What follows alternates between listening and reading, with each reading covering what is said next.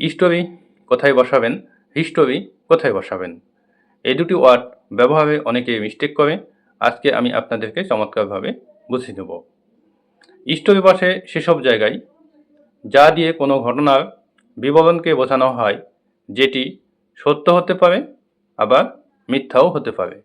যেমন, ইট was an interesting story, এটা একটা মজাদার গল্প ছিল। এখন মজাদার গল্প হয়তো আপনাকে কেউ বলেছে হাসানোর জন্য, সেটি সত্যও হতে পারে মিথ্যাও হতে পারে। অর্থাৎ সত্য বা মিথ্যা যে কোনো একটি হওয়ার ক্ষেত্রেই কিন্তু এখানে স্টোরি বসানো হয়েছে। এখন দেখেন হিস্টোরি, অতীতকালে কোনো ঘটনাবলীর পদ্ধতিগত কোনো ডকুমেন্টকে বোঝানোর ক্ষেত্রেই হিস্টোরি বসে।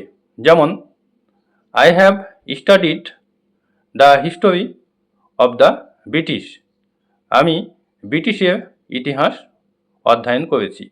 তো দেখেন, অতীতের পদ্ধতিগত কোনো ডকুমেন্টকে বোঝানোর ক্ষেত্রেই এখানে হিস্টোরি বসানো হয়েছে। Thank you.